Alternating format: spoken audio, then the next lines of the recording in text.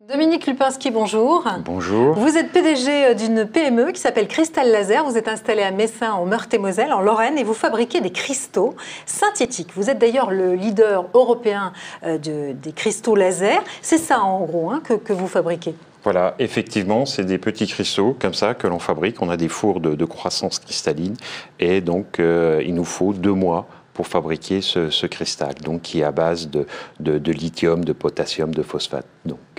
Et vous fabriquez des petites tailles, mais également des très gros. Oui, on a aussi, suivant les applications, on a aussi la nécessité de développer. Là, c'est un des plus gros cristaux que l'on a fabriqué. Vous êtes en primeur pour la nouvelle année, donc de 1,5 kg. Et voilà, pour les lasers de très forte énergie, on est obligé de développer des lasers de grande dimension.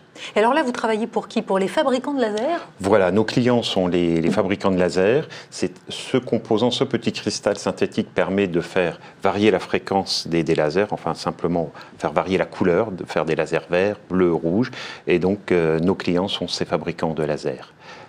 Et alors, ce sont des lasers qui sont utilisés dans différents domaines, dans l'industrie, mais aussi évidemment dans le médical, on en parle beaucoup. Voilà, donc il y a 3 secteurs d'activité. Nos clients travaillent dans le médical, comme vous l'avez cité, donc en ophtalmologie, en dermatologie, en photothérapie.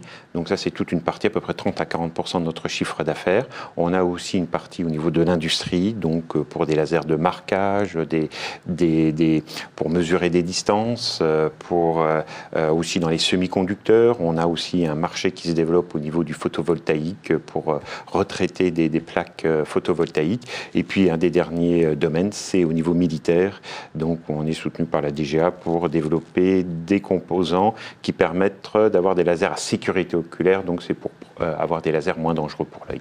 Oui, on parle souvent des lasers, par exemple, dans le domaine médical. C'est là où il y a le plus de croissance à venir? Alors, le marché médical, il est assez stable. Il y a de nouvelles applications. C'est vrai que vous avez raison de le souligner. Déjà au niveau il y a déjà les marchés traditionnels comme pour l'opération de la rétine. Ça fait 20 ans qu'on utilise donc le laser et on n'a pas encore trouvé d'autres technologies pour aller opérer au fond de votre œil. Et le photon est vraiment la technologie la mieux dédiée. En revanche, il y a 2 nouvelles applications pour les opérations de la rétine où on va utiliser bientôt des nouveaux composés qu'on est en train de développer dans ces lasers. Alors vous travaillez pour le secteur militaire, vous l'avez dit, mais vous travaillez également pour la NASA.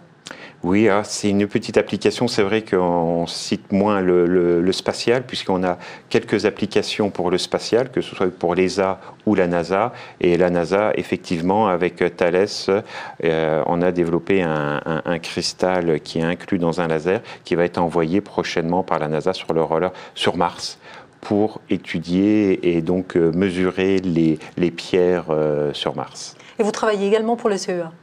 Oui, le commissariat à l'énergie atomique, donc on travaille avec eux pour tester nos cristaux et aussi lorsqu'ils ont besoin de différents lasers de différentes puissances. Et donc c'est un partenaire de longue date. Alors comment, vous êtes leader européen sur ce type de produit, comment on fait pour, quand on a une petite PME lorraine, pour conserver sa place? Alors beaucoup d'innovation, c'est-à-dire que tous les ans nous consacrons à peu près 30% de notre chiffre d'affaires en recherche et développement pour améliorer la qualité de nos cristaux, mais aussi développer des nouveaux cristaux. Des nouvelles compositions de cristaux qui permettraient d'avoir des nouvelles applications au niveau des lasers. Donc il faut savoir qu'une recherche pour développer un nouveau cristal, c'est un peu comme une molécule de pharmacie, il faut plus de 10 ans pour développer un nouveau cristal. Donc par rapport à la concurrence, donc d'avoir, par exemple actuellement on a les plus gros cristaux au monde, ça nous permet d'être devant nos concurrents qui sont quand même peu nombreux puisqu'on est les seuls Européens et nous avons un concurrent aux États-Unis, en Israël et bien sûr un concurrent chinois. Alors sinon, c'est difficile justement de trouver la matière grise, les cerveaux pour justement la recherche et le développement? Alors, tout à fait. Donc nous, on était issus de l'université de Nancy il y a une vingtaine d'années, puisqu'on a fêté nos 20 ans cette année.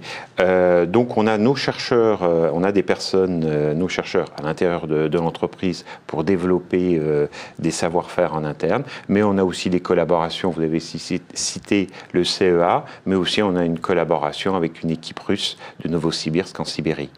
Alors sinon, justement, quand on veut développer des nouveaux produits, des innovations, c'est aussi pour gagner, j'imagine, le marché extérieur. Vous exportez beaucoup? Oui, nous exportons plus de 80% de notre chiffre d'affaires, puisque nous avons 4 clients en France, puis le reste, donc l'Europe, avec bien sûr un gros marché en Allemagne, mais en Italie, en Angleterre, mais nous exportons aussi aux États-Unis et aussi bien en Corée du Sud ou au Japon ou en Australie. On a beaucoup parlé de la crise. Comment vous avez vécu, vous, l'année 2010? Alors, nous avons bien sûr subi la crise, puisque comme on travaille dans tous les domaines d'activité, que ce soit industriel, militaire, médical, tous les secteurs n'ont pas subi de la même façon cette crise, mais en moyenne, c'est vrai qu'on a eu une baisse sur les secteurs traditionnels de 20 à 30% au niveau de notre chiffre d'affaires.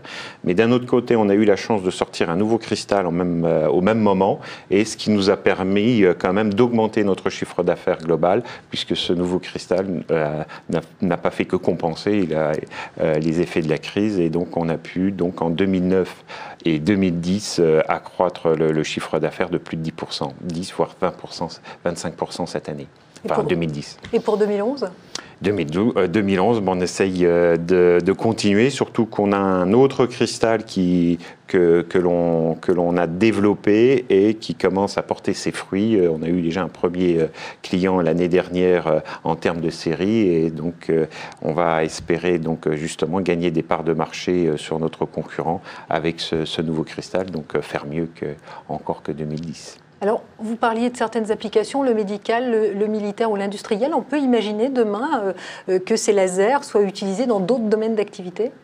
Alors actuellement, sur ces cristaux, donc c'est surtout au niveau du laser, leur propriété, c'est vraiment au niveau des lasers. Donc on ne va pas les retrouver dans notre activité, que ce soit la bijouterie ou d'autres activités. En revanche, on commence à réfléchir plus que réfléchir, de développer d'autres cristaux, puisque comme je l'ai dit, il faut 10 ans pour arriver à maturité, et donc on a de nouveau dans notre recherche des nouveaux cristaux, et là on ne sera plus dans le laser mais plutôt dans d'autres domaines comme l'éclairage. Merci Dominique Lupinski. Merci bien.